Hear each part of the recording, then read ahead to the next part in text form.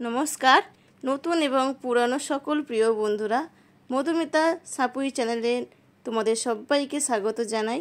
আমার চ্যানেলে এই প্রথমবার প্রেসার কুকার ছাড়াই কড়াইতে নরম তুলতুলে টেস্টি ঘরোয়া পদ্ধতিতে মাটন কারি বানানোর কিছু সিক্রেট টিপস সহ বলে দেব। তো এই রেসিপিতে আশা করি তোমাদের কাছে খুবই ভালো লাগবে। আর ভালো লাগলে যারা এখনও পর্যন্ত নতুন বন্ধুরা আমার চ্যানেলটিকে সাবস্ক্রাইব করে রাখুনি, দয়া করে অবশ্যই আমার চ্যানেলটিকে সাবস্ক্রাইব করে রাখার অনুরোধ রইল। আমার ভিডিওটি ফলো করো বন্ধুরা, তাহলে তোমরাও বাড়িতে অবশ্যই প্রেসার কুকার ছাড়াই নরম তুলতুলে মাটন কারি বানাতে পারবে। তো বন্ধুরা, আমি এখানে 750 গ্রাম মাটন নিয়ে নিয়েছি। তো প্রথমে আমি যেটা করছি, দেখো আমি এতে জল দিয়ে দিলাম। জল দিয়ে আমি একটু লবণ দিয়ে দেব। লবণ দিয়ে আমি এটাকে কিন্তু সিদ্ধ করতে বসিয়ে দেব। তো দেখো আমি সিদ্ধ করে নিয়ে চলে এসেছি, দেখতেই পাচ্ছ। আর এই যে সিদ্ধ করে রাখার যে জলটা আছে, এই জলটা কিন্তু আমি ফেলবো না। এই জলটা কিন্তু আমার খুবই কাজে লাগবে। তোমরা বন্ধুরা শুধু দেখতেই থাকো। তো দেখো এটা আমি কিন্তু মাটনের জন্য আলু নিয়েছি, একটু বড় সাইজের দেখো পিস করে নিয়েছি। আর সঙ্গে নিয়েছি দেখো পেঁয়াজ কুচানো, আদা রসুন বাটা, ধনে পাতা কুচানো, গোটা গরম মশলা, সঙ্গে আছে দেখো টমেটো কুচানো, শুকনো লঙ্কা আছে এবং কাঁচা লঙ্কাও আছে। দেখতেই পেয়েছো বন্ধুরা। প্রথমে যেটা আমি করে নিচ্ছি, একটা মশলা আমি রেডি করব। যেগুলো শুকনো যে মশলাগুলো হয় সেগুলোই আমি কিন্তু এটা রেডি করব। যেমন হচ্ছে ধনে গুঁড়ো, জিরে গুঁড়ো, কাশ্মীরি লঙ্কার গুঁড়ো, হলুদ গুঁড়ো, এসব যেসব মশলাগুলো হয় সেসব মশলাগুলো এরকমভাবে তোমরা একটু জল দিয়ে এই পেস্টটা কিন্তু অবশ্যই রেডি করে রাখবে। খুবই ভালো লাগে যে কোনো রেসিপিতে তোমরা যদি দিতে থাকো। তো চলো আমি প্রথমে দেখো কড়াইটা বসিয়ে দিয়েছি, কড়াই গরম হয়ে গিয়েছে। এবারে আমি দেখো প্রথমে মাটনের আলুটা ভেজে নেব, লাল লাল করে দেখো ভেজে নিয়ে কিন্তু আমি এটাকে তুলে নেব। দেখো আমি এটা ছাঁকনিতে তুলে নিচ্ছি। এবারে বন্ধুরা আমি ওই তেলেতেই শুকনো লঙ্কা এবং গোটা গরম মশলা ফোড়ন দিয়েই আমি দিয়ে দিয়েছি পেঁয়াজগুলো দেখো লাল লাল করে ভাজার পর আমি এতে কিন্তু দিয়ে দেব টমেটো কুচানোগুলো। এবারে বন্ধুরা সামান্য নাড়াচাড়া করেই আমি দিয়ে দিলাম লবণ দিয়েই কিন্তু ভালো করে নাড়াচাড়া করার পর দিয়ে দেব আদা রসুন পেস্ট। তো আদা রসুন পেস্ট দেবার পর কিন্তু অনেকক্ষণ কষতে হবে। যতক্ষণ না আদা রসুনের কাঁচা গন্ধটা না যাচ্ছে ততক্ষণ কিন্তু কষতেই হবে, তোমরা সবাই জানো। তো চলো এটা কিন্তু ভালোভাবেই কষে নিচ্ছি। দেখো কষানো হওয়ার পর আমি এবারে যে মশলার পেস্ট করে রেখেছিলাম গুঁড়ো মশলার, সেটা কিন্তু আমি দিয়ে দিলাম, দেখতেই পেয়েছো বন্ধুরা। দেওয়ার পর দেখো ভালো করে আবারও কষাতে হবে। যত কষবে তত কিন্তু টেস্টফুল হবে, মাটন খেতে আরও টেস্টফুল হবে। তো চলো এটা অনেকক্ষণই সময় লাগে কষতে, সত্যি অনেকটা টাইম গেছিলো মশলাটা কষতে। তো দেখো তারপর আমি দেখো এতে একটু চিনি দিয়ে দিলাম। চিনিটা দিলে কি হয় বলো তো, স্বাদটা ব্যালেন্স হয় এবং কালারটা বেশ খোলে, যেটা মনে হয় আমার। তো যাই হোক চিনিটা দিলাম। এবারে দেখো বন্ধুরা আমাদের কিন্তু একদম কষানোটা হয়ে গেছে, তেল দেখো খুব সুন্দর ছেড়ে দিয়েছে এবং দেখো কড়াইতে লেগে যাচ্ছে না। খুব ভালোভাবে আমার কষানোটা হয়েছে মশলাটা। তারপর দেখো আমি ওই সিদ্ধ করে রাখা মাটনটা দিয়ে দিচ্ছি।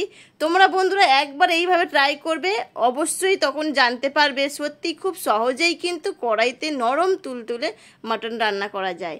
এইভাবে কিন্তু ফলো করতে হবে, আমি যেমনভাবে করেছি বন্ধুরা। তো দেখো তারপরে দেখো ভালো করে মটনগুলো দেওয়ার পরে তো আবারও ভালো করে কষে নিতে হবে। তো দেখো ভালো করে মশলাটা আমি মাখিয়ে মিক্সড করে নিয়ে ভালো করে দেখো কষতে শুরু করেছি। এবারে কিন্তু বন্ধুরা এই যে একটা রসুন দিয়ে দিলাম, এটা তোমরা নাও দিতে পারো, এটা তোমাদের কোনো ব্যাপার না। আমরা দিয়েছি, এটা আমাদের খাবার জন্যই দিয়েছি, অনেকে দেয়ও দেখেছি। তো এটা কিন্তু টেস্ট একটা অন্যরকম হয়, রসুনের থেকে একটা অন্যরকম টেস্ট হয়। তো চলো বন্ধুরা এবার ঢাকা দিয়ে দেবো।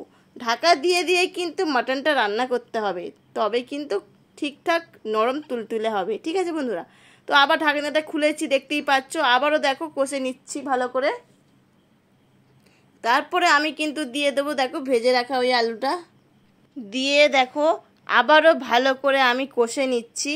তো সত্যি মানে মাটন রান্না করতে গেলে যেমন ধৈর্য রাখতে হবে, তেমন কিন্তু খেতেও খুব টেস্টফুল হবে। ঠিক যেমন আমি যেভাবে করেছি সেভাবেই কিন্তু তোমরা বানাবে। তো দেখো, ভালো করে দেখো, কষে নিচ্ছি বন্ধুরা। এবারে কিন্তু বন্ধুরা যেটা আমি রেখে দিয়েছিলাম মাটন সিদ্ধ করে রাখা জলটা, সেই জলটা এবার কিন্তু আমি এখানে অ্যাড করব। তোমরা অনেকে দেখবে গরম জল দেয় মটনে, দেখেছি আমি। তো আমি এখানে গরম জলটা ব্যবহার না করে ওই মাটন যে সিদ্ধ করে রাখা যে জলটা ছিল সেই জলটা কিন্তু এখানে অ্যাড করলাম। ঠিক আছে বন্ধুরা, দিয়ে দেখো ভালো করে মশলার সঙ্গে নাড়াচাড়া করে একদম মানে সুন্দর করে নিয়ে তারপর আমি ঢাকা দিয়ে দিলাম। তো ঢাকা দিয়ে কিন্তু বেশ খানিকক্ষণ রাখতেই হবে। তারপর ঢাকনাটা আমি খুলে দেখলাম সিদ্ধটা হয়েছে কিনা বলে। তো বন্ধুরা একটু দেরি হবে, একটু ধৈর্য সহকারে কিন্তু বানাতে হবে। প্রেসার কুকারে তো তোমরা অনেকেই বানিয়ে খেয়েছো, একবার এইভাবে কড়াইতে বানিয়ে তোমরা মাটন রান্না করবে, দেখবে এর স্বাদ কিন্তু আলাদা হবে। তো তারপরে বন্ধুরা দেখো আমি কাঁচা লঙ্কা দিয়ে দিলাম, দিয়ে কিন্তু আমি আবারও ঢাকা দিয়ে দেবো। ঠিক আছে, এইভাবে ঢাকা দিয়ে তোমরা কিন্তু মটনটাকে সিদ্ধ করবে। তো দেখো আবারও আমি ঢাকনাটা খুলে নিলাম। তো তোমরা দেখেই বুঝতে পারছো পিসগুলো কিন্তু খুব ছোট নেই, যথেষ্ট বড় আছে পিসগুলো, তবুও কিন্তু খুব সুন্দরভাবে সিদ্ধ হয়ে গেছিলো। তো তারপরে দেখো বন্ধুরা আমরা দেখো দিয়ে দিলাম ধনেপাতা কুচানো দিয়ে তারপরে আমি গরম মশলাটা দিয়ে দিলাম। দিয়ে তারপর কিন্তু বন্ধুরা আমার কিন্তু একদম প্রায় রেডি হয়ে গেছে। তো যাই হোক, যদি তোমাদের এরকম মনে হয় যে সিদ্ধটা কম হচ্ছে, আবার ঢাকা দিয়ে দেবে, দিয়ে কিন্তু আবার একটু কিছুক্ষণ রাখতে হবে, তারপর দেখবে নরম মতো হয়ে যাবে। আমাদের কিন্তু দেখো প্রায় একদম রেডি হয়ে গেছে। মানে রেসিপিটা দেখেই তোমরা বুঝতে পারছো, আলুটাও যেমন সিদ্ধ হয়ে গেছে, একদম মাটনটাও খুব নরম তুলতুলে হয়ে গেছে। তো চলো বন্ধুরা, আর বেশি আমি এটাকে মানে ফোটাবো না, আমার কিন্তু একদম মাটনটা রান্না রেডি। ঠিক আছে, তোমরা দেখেই কিন্তু বুঝতে পারছো খুব সুন্দর নরম হয়ে গিয়েছে। তো চলো বন্ধুরা, এবার একটা আমি বড় পাত্রে আমি তুলে নেব। তো দেখো আমি তুলে নিচ্ছি, আর রসুনটাও নিয়ে নিয়েছি, দেখতেই পেয়েছো। খুবই সহজ বন্ধুরা, এইভাবে তোমরা অবশ্যই কড়াইতে বানাবে, দারুণ লাগে খেতে। আর ঘরোয়া পদ্ধতিতে আমি এই মাটন কারি তোমাদের বানিয়ে দেখালাম, আলু দিয়ে মাটন কারি, খেতে কিন্তু খুবই ভালো লাগে খেতে। তোমরা একবার বানিয়ে দেখবে। সবাই তো প্রেসার কুকারে বানিয়ে তো দেখে, একবার কিন্তু কড়াইতে বানিয়ে ট্রাই করতেই পারো বন্ধুরা, তোমাদেরও ভালো লাগবে। আর সত্যি এটার টেস্ট কিন্তু একটু অন্যরকম তোমাদের কাছে লাগবে, খুবই ভালো লাগবে, টেস্ট দুর্দান্ত লাগবে কিন্তু বন্ধুরা। গরম ভাত দিয়ে যদি এইরকম একটা মাটন কারি রেসিপি তোমরা পাও, মানে দুর্দান্ত লাগবে খেতে, ব্যাপক লাগবে খেতে কিন্তু বন্ধুরা। তো বন্ধুরা কেমন লাগলো অবশ্যই তোমরা কিন্তু কমেন্ট করে জানাবে, এবং তোমাদের বন্ধু বান্ধব এবং আত্মীয় স্বজনদের সাথে একটু বেশি বেশি করে শেয়ার করে দেওয়ার জন্য অনুরোধ রইল। নতুন বন্ধুদের বলছি, আমার চ্যানেলকে যদি এখনও পর্যন্ত সাবস্ক্রাইব না করে থাকো অবশ্যই চ্যানেলটিকে সাবস্ক্রাইব করে নিও। আর পুরনো বন্ধুদেরকে জানাই অনেক অনেক ভালোবাসা, তোমরা এইভাবেই সবসময় আমার পাশে থেকো এবং সাথে থেকো। আর যারা বেল আইকনটা প্রেস করনি অবশ্যই সেটাকে অন করে রাখবে, তাহলে ভিডিও নোটিফিকেশান খুব সহজেই তোমাদের কাছে পৌঁছে যাবে, তোমরা কিন্তু সবার আগেও দেখতে পাবে। এই রকম সুন্দর সুন্দর রেসিপি দেখতে হলে অবশ্যই আমাদের সাথে থেকো, তোমাদের জন্য অনেক ভালো ভালো রেসিপি অবশ্যই আনার চেষ্টা করব। এতক্ষণ যারা আমার সাথে এবং পুরো রেসিপি জুড়ে থাকলে তোমাদেরকে অনেক অনেক ভালোবাসা বন্ধুরা। তো দেখো ফাইনালি কিন্তু একদম রেডি আমাদের মাটন কারি। তো মাটন কারি রেসিপিটা যদি তোমাদের ভালো লাগে অবশ্যই লাইক কমেন্ট করতে একদমই ভুলবে না। তো বন্ধুরা ভিডিওটি আর বেশি বড় করছি না, ভিডিওটি এতটুকুই থাকলো। আবারও নতুন কোনো রেসিপির সাথে বা ভিডিওর সাথে তোমাদের সঙ্গে দেখা হবে। তোমরা সবাই ভালো থেকো, সুস্থ থেকো এবং সাবধানে থেকো, আমাদের ভিডিওগুলো রোজ দেখতে থেকো। তো বন্ধুরা চলো আজকের মতো টাটা।